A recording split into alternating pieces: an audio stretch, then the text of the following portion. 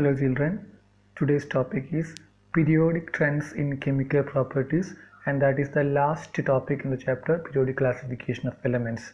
In this video class we are learning about valence or oxidation states, anomalous behavior and diagonal relationship. The first topic is periodicity of valence or oxidation state. The valence of representative elements is equal to the number of electrons in the outermost orbitals, or it is equal to 8 minus the number of outermost electron. Representative elements, we know that the elements of blocks S and P together are known as representative elements. For example, carbon atomic number is 6, electronic configuration will be 2, 4. So if the last shell is having only 4 or up to 4, that oxidation state is equal to 4 itself or the same number itself. If it is greater than 4, then it we have take that 8 minus the valence can be calculated as 8 minus the number of electrons the valence shell. For example, chlorine atomic number is 17, configuration will be 2, 8, 7. So last one is having 7 greater than 4, so 8 minus 7, that means 1 is valence. From the valences of the element, it is possible to predict the formula of the compound by interchanging the valences of each element present in a compound. We can take that formula, molecular formula of the compound. For example, magnesium chloride, magnesium valence is equal to +2, chlorine valence is equal to -1, that is 1 itself. So we will be interchanging the number for the formula for magnesium chloride is equal to MgCl2. The second property is anomalous properties of second period element. That is, the first member of each group S and P block elements differs from the rest of the members of the same group. This peculiarity is known as anomalous behavior. For example, if you are considering the boron family, the first member is boron. Boron will show different properties other than the rest of the members. So this property is known as anomalous behavior, and this is due to smaller size, large charge by radius ratio, and high electronegativity. And one more reason is that absence of d orbital. As the first member, if it is boron, that is the smallest member, their large charge radius ratio will be there, high electronegativity and absence of d orbitals. Because of these reasons, the first member show anomalous behavior. And third point is that diagonal relationship. Some of the elements of the second period like lithium, beryllium, boron resembles in their properties with the corresponding elements of the third period placed diagonally to them. This is known as the diagonal relationship. That is, we are considering S and P block elements only. As a block we are having group number 1 and 2. P block we are having 13 to 18. So we can say that in the second period we are having the members lithium, beryllium, boron and carbon of groups 1, 2, 13 and 14 respectively. Lithium will show the identical properties of magnesium, and beryllium show the same properties of aluminium. Similarly, boron will show the properties of silicon also. But in between S and P block elements, we are having one block again, that is D block. We are not considering them. So that is what the diagonal relationship we are considering only between S and P block elements. Once again, lithium, diagonally opposite element is magnesium. They show the similar properties. Beryllium, diagonal member is aluminium, they show similar properties. Boron, it will show the properties of silicon. So in between group 1, 2, in between group number 2 and 13 we are having one more set, that's D block elements we are not considering. And the first period of each member also we are not taking, that is hydrogen and helium. From the second period onwards, second period member will show diagonal relationship. Okay.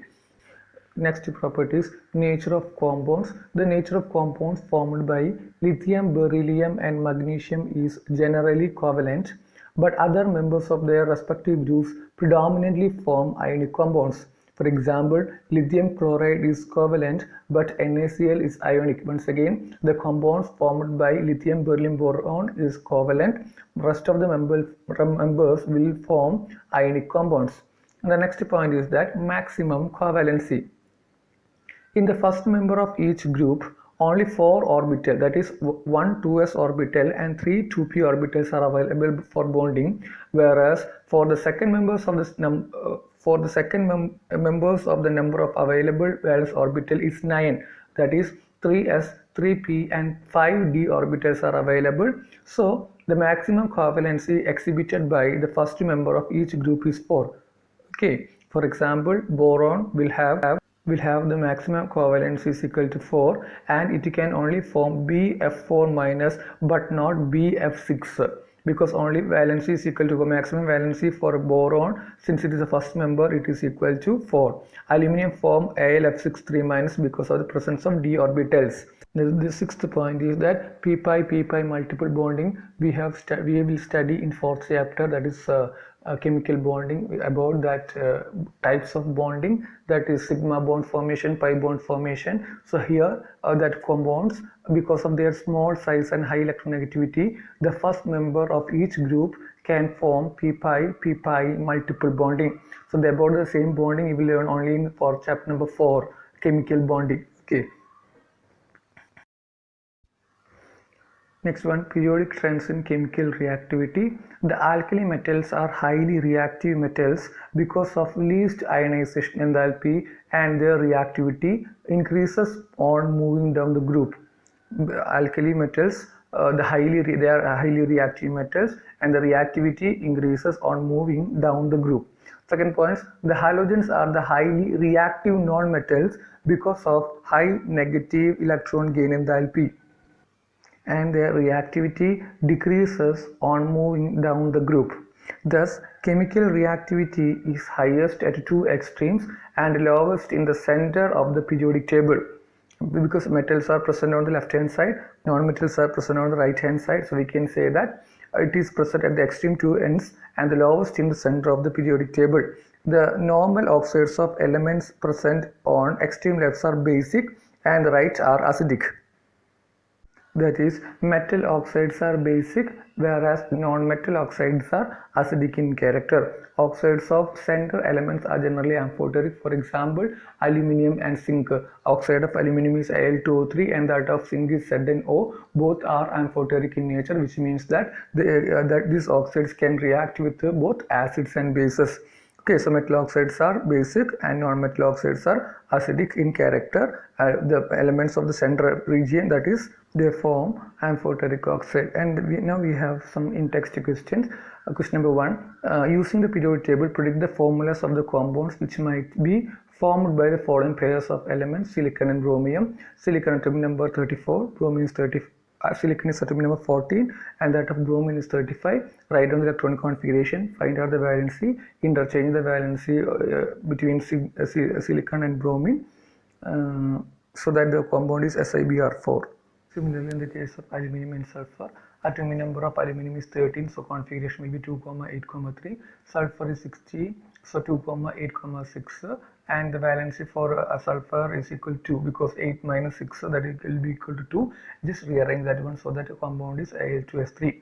Next question is, are the opposite state and covalency of aluminium, Al in the sense aluminium in this complex same? No, oxidation state is positive 3 and covalency is equal to 6. And third question is, show by chemical reaction with water Na2O is a basic oxide and Cl2O7 is acidic oxide. So write down the equation between water. Na2O reacts with water to form sodium hydroxide. Cl2O7 reacts with water to form 2HCl of one compound. Okay, so these are the questions that you can expect for the exam, and some more questions will be given in a printed form to you, so that you will have to learn that one also. Okay. So in this video we are learning about we have studied about periodic trends in chemical properties. The important properties are covalency, then anomalous behavior and diagonal relationship. Watch the video and study well. Thank you for watching this video.